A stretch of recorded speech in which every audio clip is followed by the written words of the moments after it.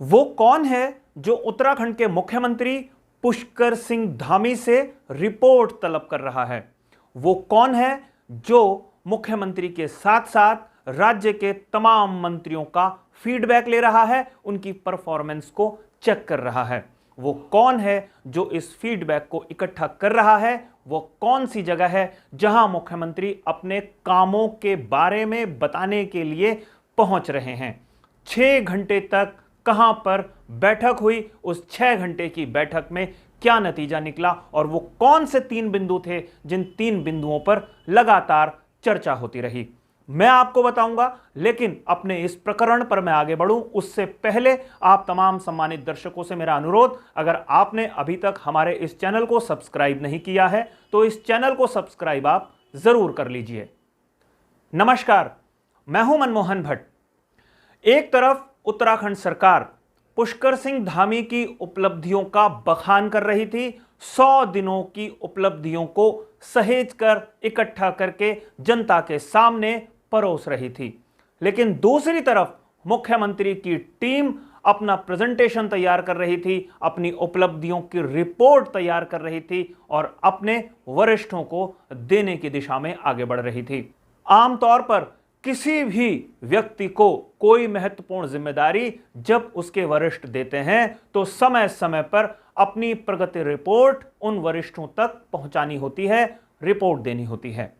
उत्तराखंड के मुख्यमंत्री पुष्कर सिंह धामी को दूसरी बार कमान भारतीय जनता पार्टी के शीर्ष नेतृत्व ने दी और मुख्यमंत्री पुष्कर सिंह धामी ने 100 दिन में क्या काम किया है इसकी रिपोर्ट लेने के लिए बकायदा आरएसएस के वरिष्ठ पदाधिकारी देहरादून में थे। 6 घंटे तक एक बैठक चली देहरादून में, संघ कार्यालय में यह बैठक थी। इस बैठक में जो उपलब्धियां थी उसको बताया गया। इस बैठक में मंत्रियों के रिपोर्ट कार्ड भी तलब किए गए। मंत्रियों ने 100 दिन में क्या काम किए हैं उसको भी बहुत गंभीरता के साथ सुना गया, परखा गया। मुख्यमंत्री की टीम यानी मंत्रिमंडल का मतलब मंत्री और उनके सचिवों के बीच में विवाद क्यों हो रहा है इसको लेकर भी चर्चा हुई। तबादले यानी जो ट्रांसफर होते हैं उनमें क्यों अक्सर इतना विवाद हो रहा है इसको लेकर भी मंथन हुआ। यानी कि जो कुछ पिछले 100 दिन में हुआ है उस पर केंद्र का मतलब भारतीय जनता पार्टी का शीर्ष नेतृत्व और केंद्र का दूसरा मतलब होता है संघ यानी आरएसएस, दोनों ही बहुत पैनी नजर मुख्यमंत्री पुष्कर सिंह धामी, उनके मंत्रिमंडल, उनके अधिकारियों पर रख रहे हैं। पहले इस बात को समझना बेहद जरूरी है कि आरएसएस क्या काम करता है। वास्तव में आरएसएस जमीनी स्तर पर काम करने वाला एक संगठन है जो आमतौर पर राजनीति से थोड़ा दूरी बनाकर रहता है। राजनीति में आरएसएस का एक प्रतिनिधि होता है जो महामंत्री संगठन की कुर्सी संभालता है। महामंत्री संगठन का मतलब जो प्रदेश का संगठन है उसकी पूरी कमान एक तरीके से महामंत्री संगठन के पास होती है और प्रदेश अध्यक्ष जो होते हैं वो सिर्फ उनसे वरिष्ठ होते हैं। यानी संघ का एक व्यक्ति संगठन में होता है और वो सरकार के कामों पर भी सीधी नजर रखता है। अब बारी थी सरकार के 100 दिन पूरे होने पर। संघ यानी आरएसएस, संगठन यानी भारतीय जनता पार्टी का प्रदेश संगठन और सरकार यानी मुख्यमंत्री पुष्कर सिंह धामी, इन तीनों की बैठक हुई संघ कार्यालय में। तिलक रोड पर संघ कार्यालय है और कहा जाता है कि 6 घंटे तक यह बैठक हुई। इस बैठक में वरिष्ठ पदाधिकारी हैं संघ के, सर कार्यवाह जिन्हें कहा जाता है अरुण साहब, वो बैठक में मौजूद थे। प्रांत के जो प्रमुख हैं युद्धवीर मौजूद थे। महामंत्री संगठन अजय मौजूद थे। मुख्यमंत्री पुष्कर सिंह धामी मौजूद थे। प्रदेश अध्यक्ष मदन कौशिक मौजूद थे और तमाम जो महामंत्री हैं भारतीय जनता पार्टी में वो मौजूद थे। ऐसा बताया जाता है कि 6 घंटे तक ये बैठक चली और इस 6 घंटे की बैठक में बड़े कई मुद्दों पर चर्चा हुई। इस बैठक में 3 महत्वपूर्ण बिंदुओं पर बहुत बारीकी से अध्ययन हुआ, बहुत बारीकी से मंथन हुआ। पहला था पिछले 100 दिन में क्या क्या उपलब्धि बीजेपी की सरकार ने हासिल की है, यानी मुख्यमंत्री और तमाम मंत्रियों ने 100 दिन में क्या क्या काम किए हैं, उसका पूरा लेखा जोखा प्रस्तुत करना था मुख्यमंत्री और उनकी टीम को, और संघ के वरिष्ठ पदाधिकारियों को संतुष्ट करना था। दूसरा बिंदु इस बैठक में आया कि आखिर क्यों मंत्री और सचिव के बीच में तनातनी हो रही है। रेखा आर्या और उनके सचिव सचिन कुर्बे के बीच में मतभेद हुए, सतपाल महाराज और उनके अधिकारियों के बीच में मतभेद हुए, और इसके अलावा भी कई दूसरे ऐसे प्रकरण सामने जो नहीं आए हैं उन पर भी चर्चा हुई कि आखिर ये तालमेल क्यों ठीक से नहीं बिठा पा रही है मंत्री और जो अधिकारी हैं। और तीसरा महत्वपूर्ण बिंदु था कि दायित्व कैसे कैसे लोगों को दिए जाने चाहिए, दायित्व उन लोगों को मिलना चाहिए जो उस दायित्व के हकदार हैं, और दूसरा जो उन दायित्वों को ग्रहण करने के बाद उसका समुचित लाभ जनता तक दे पाए। इन 3 महत्वपूर्ण बिंदुओं पर बहुत गंभीरता के साथ चर्चा हुई। ऐसा बताया जाता है कि बैठक 2 हिस्सों में थी।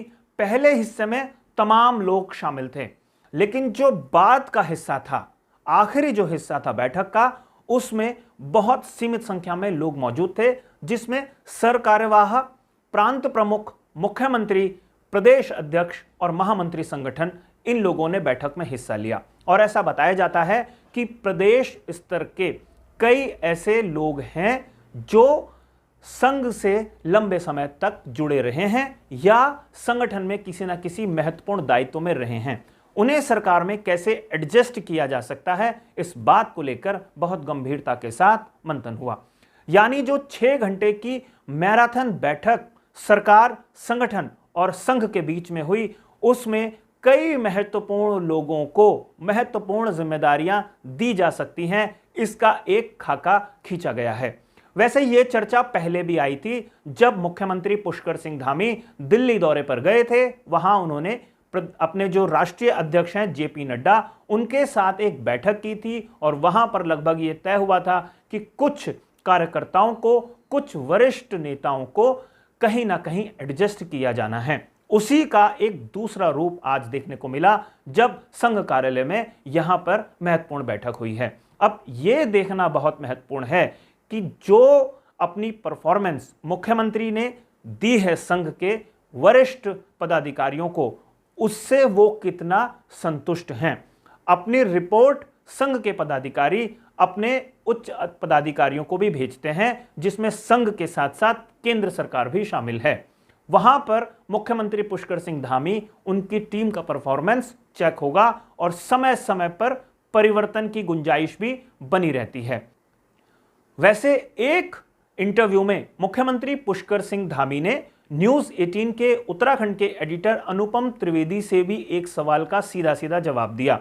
अनुपम त्रिवेदी ने मुख्यमंत्री से पूछा था कि उनके मंत्रिमंडल में कई पद खाली हैं, वहां पर कुछ विधायकों की नजर है, उसको भरने के दिशा में वो क्या सोचते हैं। मुख्यमंत्री ने क्या जवाब दिया था, आप खुद ही सोचिए और अंदाजा लगाइए।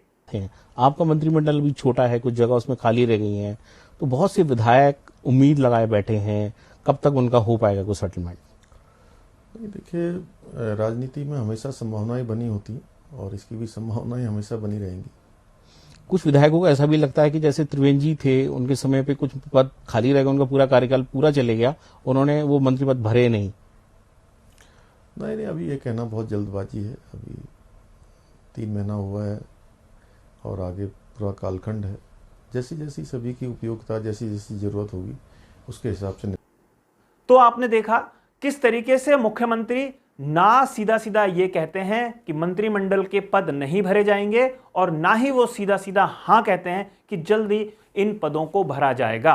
मुख्यमंत्री जानते हैं कि जो भी फैसला होगा वो उनकी भले ही अभी इच्छा हो या ना हो, अगर संघ चाहेगा, केंद्र चाहेगा, तो उनको कई लोगों को एडजस्ट करना पड़ सकता है। और ये जो मैराथन बैठकें हो रही हैं, इससे ये संकेत तो स्पष्ट जाता ही है कि कहीं ना कहीं कुछ लोगों को एडजस्ट किया जाना है। तो संघ, सरकार और संगठन की बैठक का नतीजा ये है कि कुछ लोगों को एडजस्ट किया जा सकता है, कब किया जाएगा, बस अब इसका ही इंतजार है, और किन लोगों का नाम पहली लिस्ट में होगा इसको भी देखना बाकी भर रह गया है।